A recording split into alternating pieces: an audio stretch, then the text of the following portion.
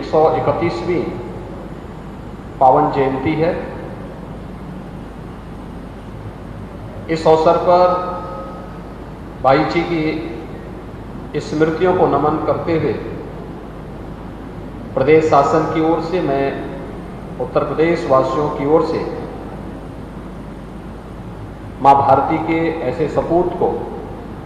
जिनका और संपूर्ण जीवन भारत और भारतीयता के लिए भक्ति, वैराग्य और भारत की आध्यात्मिक साधना के लिए समर्पित हुआ था, उनके श्री चरणों में विनम्र श्रद्धांजलि अर्पित करता हूं।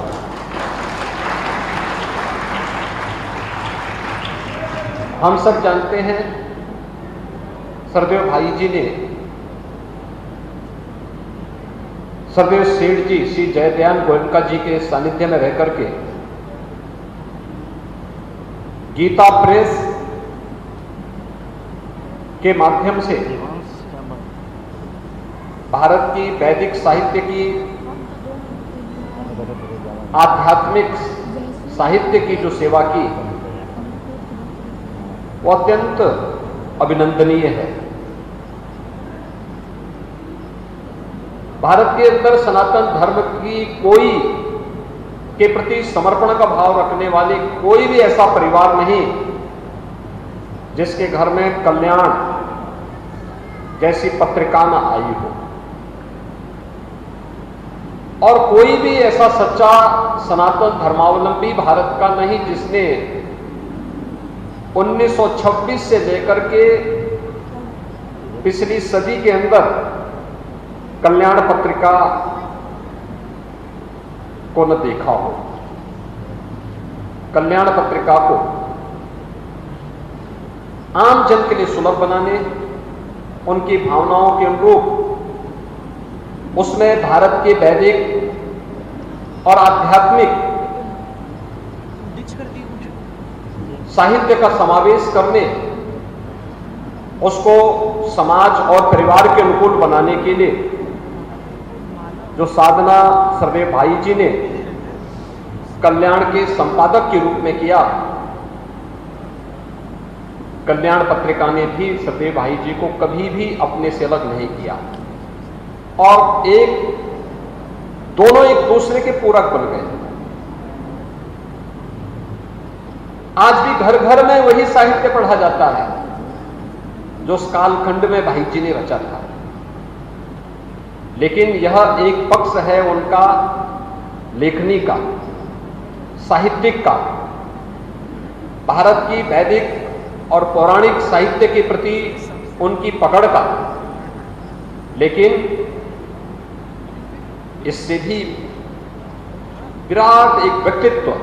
सरदेव भाई जी का था। कोई ऐसा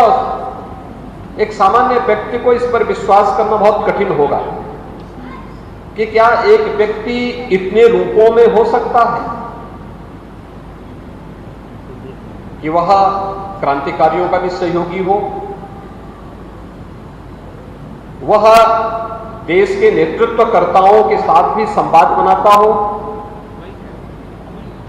वह देश के अंदर आई हुई किसी आपदा में अग्रिम पंक्ति में रह करके वहां पर सहायता के लिए भी हाथ बटाता हो, सहयोगकर्ता के रूप में, एक स्वयंसेवक के रूप में भी कार्य कर रहा हो, वह एक साथ क्रांतिकारी गतिविधियों को न केवल प्रश्रय देकर के उनको नेतृत्व दे रहा है, बल्कि देश की आजादी के लिए बढ़ चढ़ करके भाग लेने के साथ साथ भारत के मान बिंदुओं की पुनर्स्थापना के उस पवित्र कार्यक्रम के साथ भी जुड़ा हुआ हो। यह अनुमान लगाना हर एक व्यक्ति के लिए असंभव सा होता है, लेकिन ये सच भी है कि भारत के हित में, भारतीयता के हित में, भारत की एक बड़ी जनसंख्या के हित में जो कुछ भी अच्छा हो सकता था, वह उस कालखंड में सरदेव भाई जी ने अपने जीवन का ध्येय बना करके उन कार्यों के लिए सदैव समर्पण भाव के साथ कार्य किया और बिना किसी की परवाह के बगैर किया। संबंध सबसे है, संवाद भी सबसे है, लेकिन संबंध और संवाद से भी बढ़ करके व्यवहारिक जीवन में देश हित में क्या हो सकता है, यह उनके लिए अत्यंत महत्वपूर्ण था। सनातन धर्म के हित में क्या हो सकता है, जो सनातन धर्म के हित में होगा, जो देश के हित में होगा, वही हम करेंगे। इसके अलावा हमारे किसी प्रकार के संबंध और संवाद का कोई मायने नहीं। और इसको उन्होंने जीवन पर्यंत निभाया। कौन नहीं जानता है, देश की आजादी की उस लड़ाई में सरदेव भाई जी को नजरबंद किया गया, जेल के अंदर डाला गया, साहित्य कल्याण का साहित्य जब्त हुआ,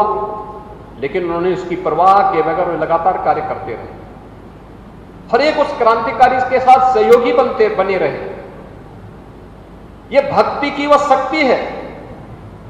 जो सदैव भारत की धरती ने दिया। कभी गुरु गोविंद सिंह जी के नाम पर, कभी छत्रपति शिवाजी के नाम पर, कभी महाराणा प्रताप के नाम पर, और मध्यकाल के इस पूरे कालखंड को उठा करके आप देखेंगे, जितने बड़े क्रांतिकारी हुए, जितने महान योद्धा हुए, उनकी आधारशिला किसी न किसी भक्ति की आधारशिला से वे आगे बढ़कर के शक्ति के एक पुंज बनकर के राष्ट्र का नेतृत्वकर्ता बने। और राष्ट्र के नेतृत्वकर्ता के रूप में उस कालखंड में उनका जो बलिदान था वह देश के लिए एक नई प्रेरणा का केंद्र बिंदु बना। और वही कारण था कि सरदेव भाई जी ने इन सभी बातों को अपने जीवन का हिस्सा बना करके निरंतर उसको वे अंगीकार करते रहे। साहित्य के क्षेत्र में इतना अद्भुत कार्य गीता प्रेस के माध्यम से रहा हो, आदि पत्रिका कल्याण के आदि संपादक के रूप में उनके द्वारा दिए गए योगदान का रहा हो, या फिर गीता वाटिका में अपनी साधना स्थली में आकर के सरदेव राधा बाबा के साथ मिलकर के, दोनों दो शरीर थे लेकिन दोनों में एक आत्मा निवास करती थी। एक राधा बाबा, सरदेव राधा बाबा पूरी तरह आध्यात्मिक साधना में लीन, किसी भी प्रकार की समाज और व्यवस्था से निरपेक्ष एक ऐसी समाधिस्थ मूर्ति थी जिनको देश काल और परिस्थिति कहीं भी कुछ भी उन्हें स्पर्श नहीं कर सकती थी। लेकिन इन दोनों महापुरुषों का आध्यात्मिक सानिध्य इतने लंबे समय तक एक साथ चला कि दोनों दो शरीर थे लेकिन आत्मा दोनों में एक निवास करती थी। आध्यात्मिक यात्रा दोनों की एक साथ चली, एक लंबे समय तक चली, और आज उसी का परिणाम है गीता वाटिका। उसी आध्यात्मिक शक्ति के एक पुंज के रूप में निरंतर नए नए प्रकल्पों को आगे बढ़ाने के लिए कार्य करती है, लोक कल्याण को अपने जीवन का ध्येय बनाती है। आज जब हम लोग इस बात को देखते हैं, आज भारत स्वतंत्र है, स्वतंत्र भारत में आज देश के अंदर जिस प्रकार का नेतृत्व है वह भारत और भारतीयता के लिए समर्पित है। भारत के मानबिंदुओं की पुनर्स्थापना का कार्य जो वर्षों से लंबित था, कई 100 वर्षों से लंबित था, दशकों से, शतकों से जिसकी प्रतीक्षा लोगों को थी, वे कार्य एक एक करके पूरे होते हुए दिखाई दे रहे हैं। किसी को विश्वास होता था कि अयोध्या में से राम जन्मभूमि पर भगवान राम का भव्य मंदिर बन पाएगा, लेकिन वह साकार हुआ है, वह साकार हो चुका है। किसी को विश्वास होता था कि काशी की संकरी गलियों में इतना बड़ा बाबा काशी विश्वनाथ का इतना बड़ा धाम, काशी विश्वनाथ धाम के नाम पर बन पाएगा। आज आप काशी में जाइए, आपको एक विस्तृत धाम वहां देखने को मिलेगा। आप विंध्यवासिनी धाम में जाइए, वहां पे आपको उस प्रकार का स्वरूप मिलेगा। भारत की सबसे बड़े सांस्कृतिक आयोजन कुंभ, जो अव्यवस्था, अराजकता और गंदगी का पर्याय बन चुका था, भगदड़ जिसकी नियति बन चुकी थी, आज सुव्यवस्था, स्वच्छता और सुरक्षा का एक मानक भव्य और दिव्य कुंभ के रूप में दुनिया के सामने अपने आप को प्रस्तुत करता है। ये नए भारत का वह चित्र है जो न केवल आध्यात्मिक, न केवल भौतिक दृष्टि से दुनिया की एक महाताकत बनने की ओर अग्रसर है, बल्कि अपनी विरासत का सम्मान करते हुए आगे बढ़ रहा है। और इन सब के बीच में भी जहां तहां कुछ स्वर उभरते हैं जो अपनी ही जड़ों पर मट्ठा फेरने का काम करते हैं, जब सनातन धर्म को वे लोग कोसने का कार्य करते हैं। सनातन धर्म ने कभी भी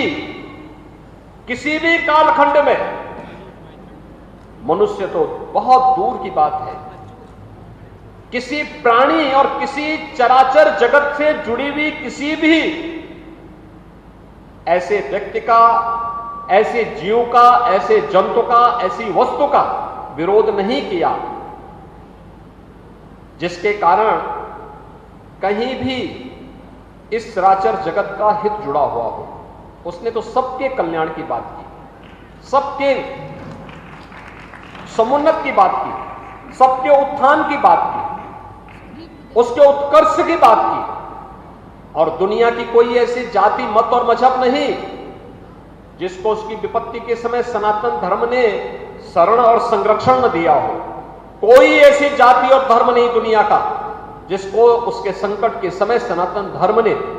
उसको सुरक्षा न दी हो, उसको संरक्षण न दिया हो। और सबके बावजूद सनातन धर्म पर हो रहे प्रहार प्रत्येक भारतवासी को चौकन्ना करने वाला होना चाहिए। आप याद करिए कि सरदेव भाई जी जैसे कुछ इन्हें गिने व्यक्तित्व थे जो गुलामी के कालखंड में भी भारत और भारतीयता को लेकर के, सनातन धर्म की इस पताका को लेकर के, कल्याण जैसी पत्रिकाओं के संपादन के माध्यम से अपने आप को इस पूरी यात्रा में झोंक करके भारत और भारतीयता की विरासत को संरक्षण देने का कार्य कर रहे थे। उस कालखंड में कार्य करना कितना कठिन और कितना दुरूह होगा, लेकिन आज हम सब एक स्वतंत्र देश के नागरिक होने के नाते अनुकूल परिस्थितियों के बावजूद अगर इस प्रकार की कुछ चीजें हमारे सामने देखने को मिल रही हैं तो हर भारतवासी को इसके प्रति चौकन्ना होना पड़ेगा, देखना पड़ेगा कि वास्तव में इसके पीछे कौन वे लोग हैं जिन्हें भारत की प्रगति अच्छी नहीं लगती, जिन्हें भारत का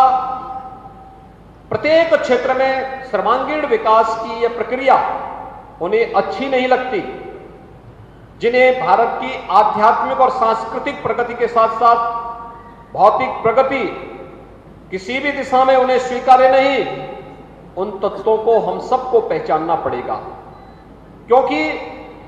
हम सबको इस बारे में ध्यान रखना होगा कि आज भारत जिस यात्रा को लेकर के आगे बढ़ रहा है, यह यात्रा न केवल भारत की 140 करोड़ आबादी के सुखद भविष्य के लिए, बल्कि विश्व मानवता के सुखद भविष्य के लिए यह यात्रा अत्यंत महत्वपूर्ण यात्रा है। और इस यात्रा को अलग अलग कालखंडों में अलग अलग महापुरुषों ने अलग अलग क्षेत्रों में रह करके इसको संरक्षित किया था, और वही यात्रा है जो आज भारत आगे लेकर के चल रहा है, जिसके साये में रह करके हम सब जीवन के अलग अलग क्षेत्रों में कार्य करते हुए नित्य नए प्रगति के प्रतिमान स्थापित करते हुए दिखाई दे रहे हैं। इस प्रक्रिया को एक निरंतरता देने की आवश्यकता है, और इसके लिए आवश्यक है कि हम सब के लिए कुछ प्राथमिकताएं जीवन की होनी ही चाहिए। ये प्राथमिकताएं कि हमें अपने देश के लिए समर्पण का भाव चाहिए। पहला देश, फिर धर्म, फिर अपनी जाति और समाज, और फिर अपना परिवार। ये 4 प्रकार की प्राथमिकताएं अगर हम तय कर लें, कुछ भी हो हम अपने देश के हितों के प्रति किसी भी प्रकार के षड्यंत्र को स्वीकार नहीं करेंगे। अगर हर भारतवासी इस संकल्प के साथ जुड़ जाएगा, भारत को दुनिया की ताकत बनने से कोई रोक नहीं पाएगा। यही तो संकल्प था सरदेव भाई जी का। यही आध्यात्मिक साधना थी जो सनातन धर्म को पुष्ट करने के लिए, जिसे लेकर के यहां लंबे कालखंड तक राधा बाबा ने अपनी आध्यात्मिक साधना की थी। ये वही प्रक्रिया है और इसी प्रक्रिया को आगे बढ़ाने के लिए कि पहला देश, फिर धर्म, इसके बाद समाज और फिर अंत में हमारा परिवार। जब परिवार प्राथमिक हो जाएगा और देश सबसे पीछे छूटेगा, तब सनातन धर्म को कोसने वाले लोगों की तादाद बढ़ेगी। लेकिन जब देश प्रथम पंक्ति पर होगा, प्राथमिकता में होगा और परिवार अंतिम पायदान पर होगा, तो फिर प्रधानमंत्री जी का जो संकल्प है कि 2047 में जब देश अपनी आजादी का शताब्दी महोत्सव मना रहा होगा, तब भारत दुनिया की एक महाताकत होगा, एक विकसित भारत होगा। उस विकसित भारत के लिए ही सरदेव भाई जी का पूरा समर्पण था, उनकी साहित्यिक साधना थी, उनका जीवन के प्रत्येक क्षेत्र में जो दखल थी, जीवन के प्रत्येक क्षेत्र में जो उनका समर्पण था, ये उसी बात को लेकर के आज हम सब यहां पर एकत्र होकर के सरदेव भाई जी का स्मरण कर रहे हैं, उनके प्रति अपनी श्रद्धांजलि को व्यक्त कर रहे हैं। मैं इन शब्दों के साथ एक बार फिर से सरदेव भाई जी को उनकी 131वीं पावन जयंती के अवसर पर उनकी स्मृतियों को नमन करते हुए प्रदेशवासियों